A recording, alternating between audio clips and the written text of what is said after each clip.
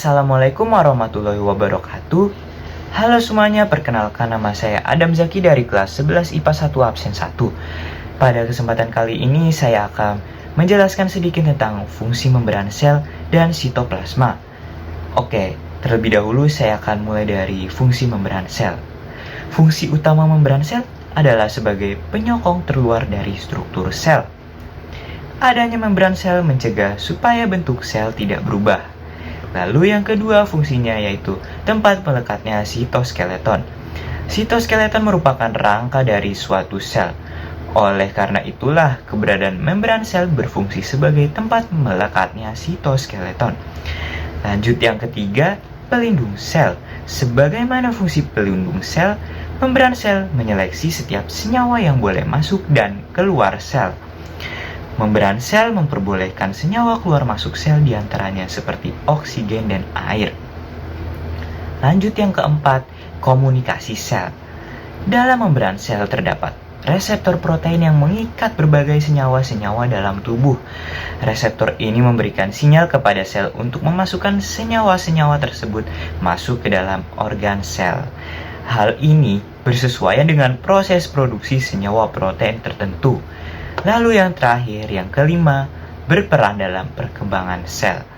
Membran sel juga berfungsi untuk mengatur perkembangan sel melalui proses endositosis dan eksositosis. Proses endositosis memasukkan senyawa untuk pertumbuhan sel ke dalam sel, sedangkan proses eksositosis mengeluarkan senyawa yang berlebih atau tidak digunakan lagi keluar sel. Baik, itu saja yang bisa saya sampaikan dari fungsi membran sel. Saya akan lanjut ke fungsi sitoplasma. Fungsi sitoplasma yang pertama yaitu sebagai medium terjadinya reaksi-reaksi kimia sel.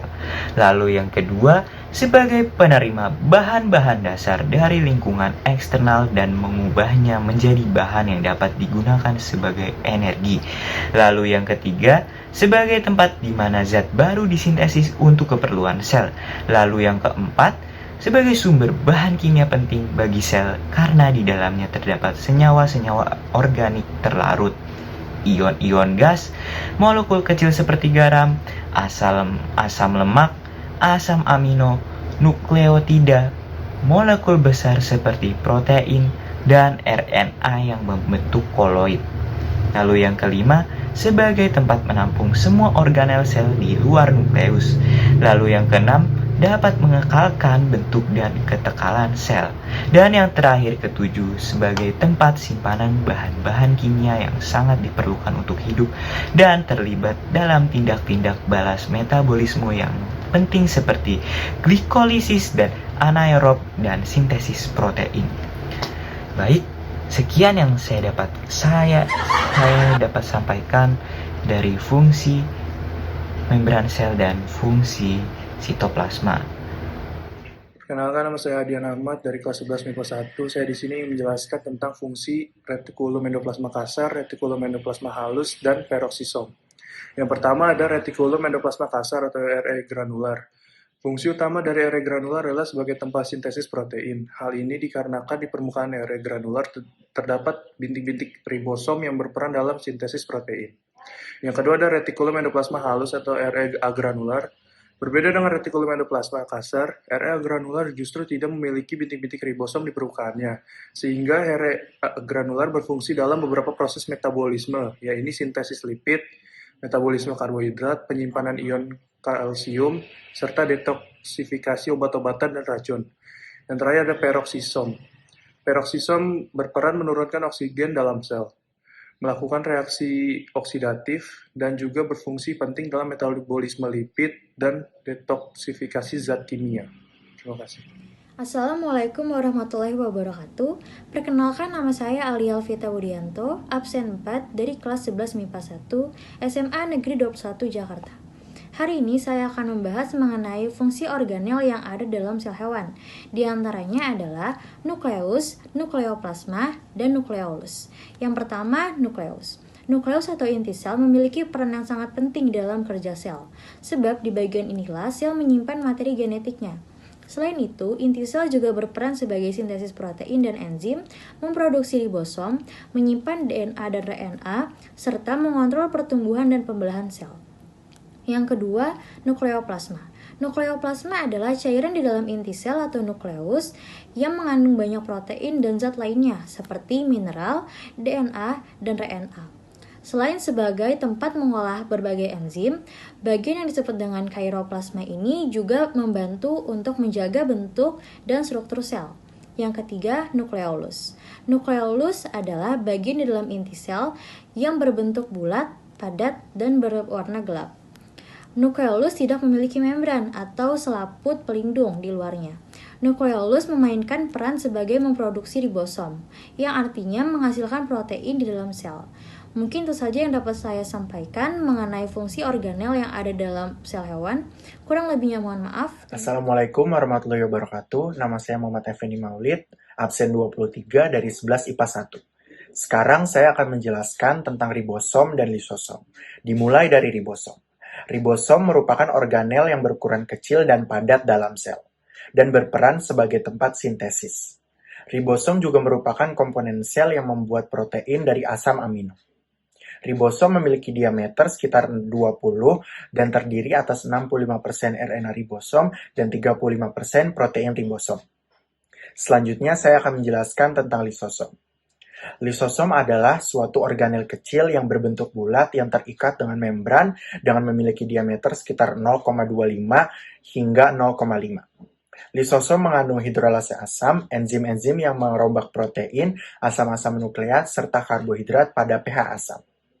Libosom bisa Anda temukan pada hampir semua sel, kecuali dalam sel darah manusia, khususnya sel darah merah, dan sel kulit yang sepenuhnya mengalami keratinisasi. Banyak yang mengatakan bahwa lisosom merupakan sistem pencernaan sebuah sel. Lisosom yang baru terbentuk dari pentunasan badan Golgi yang disebut juga lisosom primer. Sekian yang dapat saya sampaikan, kurang lebihnya mohon maaf. Wassalamualaikum warahmatullahi wabarakatuh. Assalamualaikum warahmatullahi wabarakatuh. Nama saya Raisa Nadifa Azaria dari 11 MIPA 1 SMA 21. Di sini saya akan membahas fungsi organel yang ada pada sel hewan, yaitu mitokondria dan badan Golgi.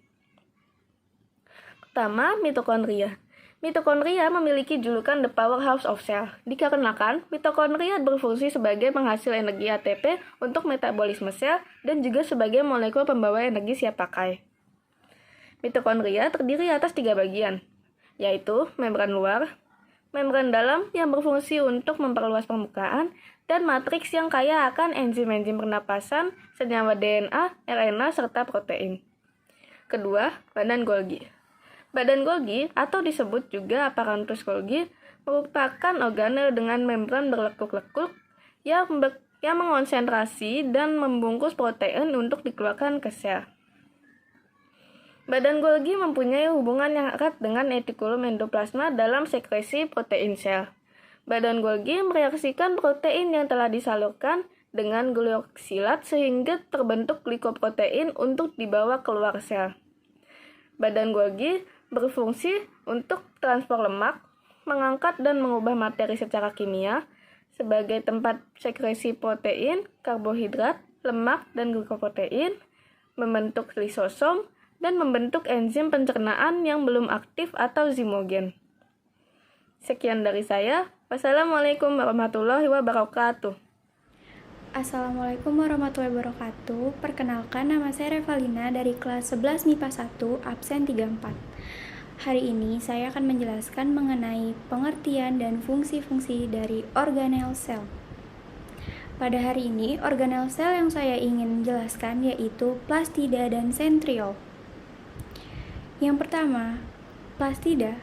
Plastida adalah salah satu hal yang menjadi pembeda antara sel tumbuhan dan sel hewan. Sel tumbuhan memiliki plastida, sementara sel hewan tidak memiliki sama sekali. Namun, apa sih plastida itu? Jadi, plastida adalah salah satu organel pada sel-sel. Plastida adalah organel membran ganda, sehingga terdapat membran ganda dan membran luar. Organel ini terlibat dalam sintesis dan penyimpanan makanan. Organel ini paling dikenal dalam bentuknya yang paling umum yaitu kloroplas.